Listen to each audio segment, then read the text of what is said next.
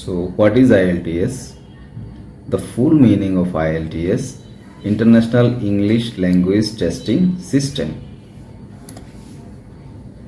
And if you go the requirements,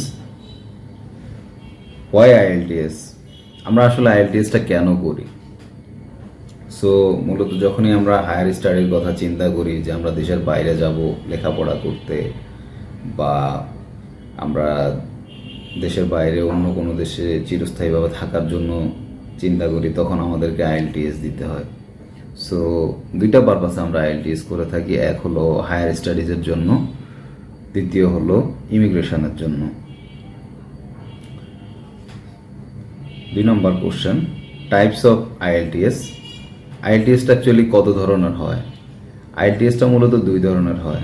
একটা হচ্ছে academic এবং জেনারেল ট্রেনিং।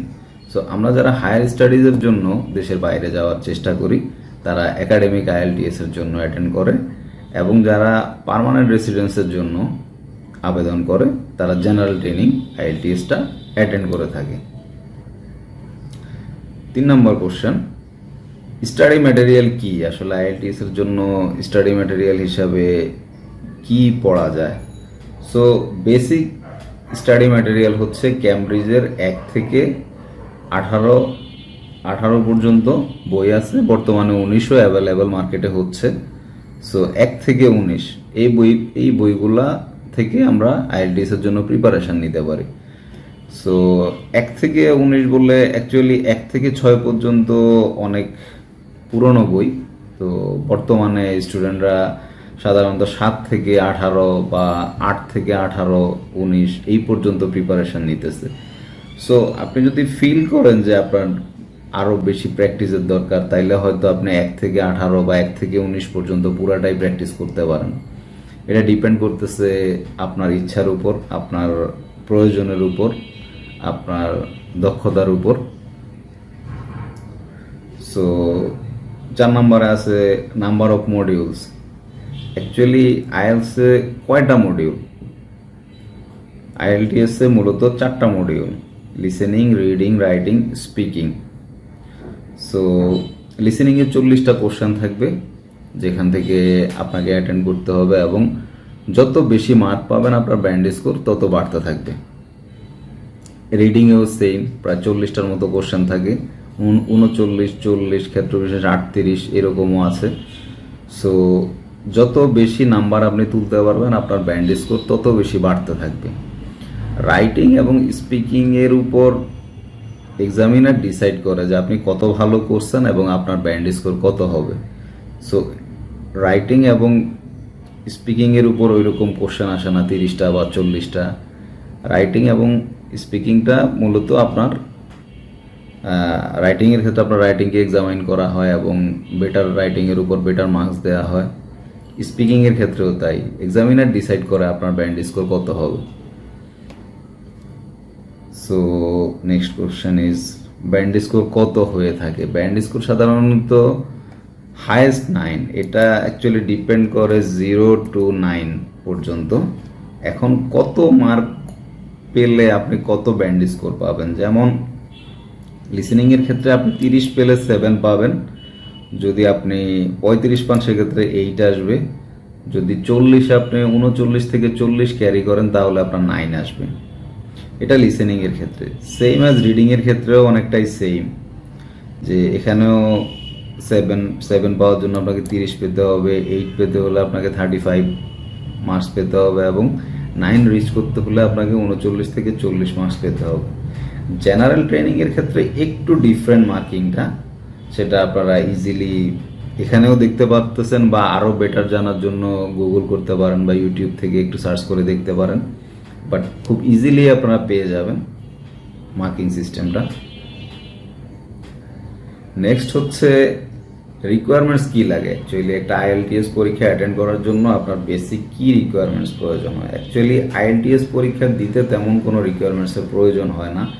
আপনার এজ মিনিমাম 16 বছর হতে হয়, এবং আপনার একটা ভ্যালিড পাসপোর্ট থাকতে হয় যেটার মেয়াদ মিনিমাম 6 মান্থ আছে। এরকম পাসপোর্ট থাকতে হয়। অনেকেই আছে যে আইএলটিএস নিয়ে প্রিপারেশনও পর্যন্ত নিয়ে ফেলেছে, বাট সে কিন্তু জানে না তার রেজিস্ট্রেশনের জন্য পাসপোর্ট লাগবে। সো পাসপোর্ট ছাড়া আইএলটিএস এর রেজিস্ট্রেশন করা যায় না, এই জিনিসটা অবশ্যই আপনারা মনে রাখবেন। প্রস্তুতি নিতে থাকেন, সাথে সাথে পাসপোর্টের জন্য আবেদন করেন, পাসপোর্টটাও রিসিভ করেন, কারণ উইদাউট পাসপোর্ট আপনি আইএলটিএস এক্সাম অ্যাটেন্ড করতে পারবেন না। So passport is must. Exam venue, exam IELTS এর এক্সাম কোথায় হয়? মূলত একটা সময় বাংলাদেশে শুধু ব্রিটিশ কাউন্সিলেই আইএলটিএস এক্সামটা হতো, বা ওয়ার্ল্ড ওয়াইড ব্রিটিশ কাউন্সিলে হতো। বর্তমানে অনেকগুলো প্রতিষ্ঠান আইএলটিএস এক্সাম নিতেছে, তার মধ্যে আমার জানা মতো আরেকটা আছে IDP. So British council and IDP, এই দুইটা প্রতিষ্ঠানের আন্ডারে আপনাকে রেজিস্ট্রেশন নিয়ে আইএলটিএস পরীক্ষা অ্যাটেন্ড করতে হয়। কোশ্চেন নাম্বার 8, কস্ট কেমন? আইএলটিএস পরীক্ষা দিতে কস্ট কেমন হয়? সো এখানে একাডেমিক এবং জেনারেল ট্রেনিং এর জন্য বর্তমানে 22,500 টাকা। এটা যে কোনো সময় তো বাড়তেও পারে, কমার কোনো চান্স নাই। সো বর্তমানে বাংলাদেশ থেকে জেনারেল ট্রেনিং এবং একাডেমিকের জন্য 22,500 টাকা, এবং ইউকে ভিএ আইএলটিএস এর জন্য 24,850 টাকা। এখন ইউকে ভিএ আইএলটিএসটা হচ্ছে যে ইউকেতে আবেদন করার জন্য কিছু কিছু ক্ষেত্রে বিধিনিষেধ আছে। সেই ক্ষেত্রে আপনি ইউকে ভি আইএলটিএস মাঝে মাঝে ওরা এক্সপেক্ট করে, তো সেক্ষেত্রে ইউকে ভি আইএলটিএস আপনাকে অ্যাটেন্ড করে আবেদন করতে হবে। সাধারণত ইউকে ভি আইএলটিএসটা ইউকে ছাড়া অন্যান্য দেশে রিকোয়ারমেন্টসে থাকে না, বা আমি কখনো দেখি নাই। সো রিকোয়ারমেন্টস 9-এ আছে ব্যান্ড ইভালুয়েশন। অ্যাকচুয়ালি ইভালুয়েশনটা কিভাবে করে, যেমন যারা আইএলসে 5 ব্যান্ড পায় তাদেরকে মডেস্ট ইউজার বলা হয়, যারা 6 তাদেরকে কম্পিটেন্ট ইউজার বলা হয়, যারা 7 ব্যান্ড পায় তাদেরকে গুড ইউজার বলা হয়, 9 to 10, 9 very good user, and 8 very good user and 9 expert user. So এটা আইএলটিএস এর একটা স্বীকৃতি যে কোন ব্যান্ড স্কোর হোল্ডারকে তারা কিভাবে দেখে। সো মনে করেন আপনি যদি 7 স্কোর আসে, আপনার ব্যান্ড স্কোর যদি 7 আসে, তাহলে বুঝতে হবে আপনাকে একজন ইংলিশের উপর গুড ইউজার বলা হয়। আর যদি 8 হয় আপনার ব্যান্ড স্কোর, তাহলে বলা হয় যে আপনি very good user, and absolutely 9 is expert user হিসাবে আপনাকে ব্রিটিশ কাউন্সিল রেকগনাইজ করে। অ্যান্ড হাউ টু স্টার্ট, আপনি আইএলটিএস প্রিপারেশনটা কিভাবে শুরু করতে পারেন। সো কিভাবে শুরু করতে পারেন এটা জানার জন্য আপনি আমাদের চ্যানেলের সাথে থাকতে পারেন, এবং আমরা নেক্সট ভিডিওটাই কিভাবে স্টার্ট করবেন এটা নিয়ে আমরা শুরু করব। সো আমাদের সাথেই থাকুন এবং দেখতে থাকুন, প্রিপারেশন নিতে থাকেন। সো এই চ্যানেল থেকে আপনি মোটামুটি ফ্রিতেই প্রিপারেশন নিতে পারবেন। সো আমাদের সাথেই থাকুন, এবং এই ভিডিওটা থেকে যদি একটু উপকৃত হয়ে থাকেন তাহলে ধন্যবাদ জানাতে ভুলবেন না। অবশ্যই চ্যানেলটাকে সাবস্ক্রাইব করবেন এবং লাইক করবেন। Thank you very much.